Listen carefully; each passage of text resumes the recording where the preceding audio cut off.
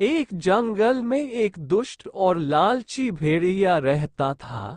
एक दिन उसने एक हिरण का शिकार किया। शिकार के बाद पर वह अपने लालच पर नियंत्रण नहीं रख पाया और जल्दी जल्दी उसे खाने लगा। इस जल्दीबाजी में एक हड्डी उसके गले में अटक गई। हड्डी अटक जाने पर वह बहुत परेशान हो गया। अब उससे न कुछ खाते बन रहा था, न ही पीते। उसने बहुत कोशिश की कि किसी तरह हड्डी उसके गले से निकल जाए, लेकिन सारी कोशिश बेकार गई। अंत में उसने किसी से सहायता लेने का विचार किया। वह सोचने लगा कि ऐसा कौन है जो उसके गले से हड्डी का टुकड़ा निकाल सकता है।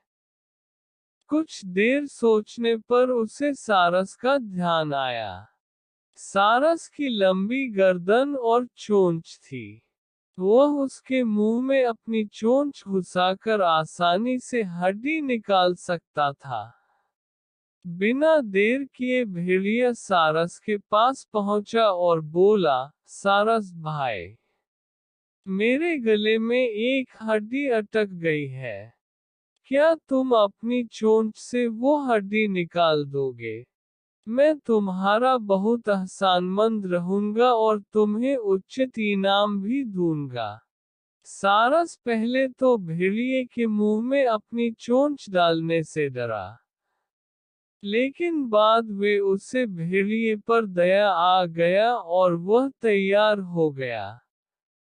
भेड़िए मुंह खोलकर खड़ा हो गया और सारस ने उसमें अपनी चोंच डाल दी, लेकिन उसकी चोंच हड्डी तक नहीं पहुंच पाए। तब उसे अपनी आधी गर्दन भी भेड़िए के मुंह में घुसानी पड़ी। सारस की गर्दन मुंह में जाते ही लालची भेड़िए के मन में लालच जागने लगा। उस सोचने लगा कि यदि मैं इसकी लजीज गर्दन को चबा पाता तो मजा आ जाता। लेकिन उस समय उसे अपने गले में फंसी हड्डी निकलवानी थी, इसलिए वह मन मारकर रह गया।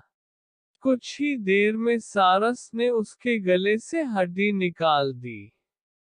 हड्डी निकलते ही भेड़िया जाने लगा। न उसने सारस को धन्यवाद दिया न ही इनाम। सारस ने उसे रोककर कहा, मेरा इनाम कहाँ है? तुमने कहा था कि तुम इस काम के बदले मुझे इनाम दोगे। भेड़िया बोला, एक भेड़िए के मुंह में अपनी गर्दन डालकर भी तुम सही सलामत हो, क्या ये तुम्हारा इनाम नहीं है? इतना कहकर भेड़िया चला गया और सारस मुंह लटकाकर खड़ा रह गया।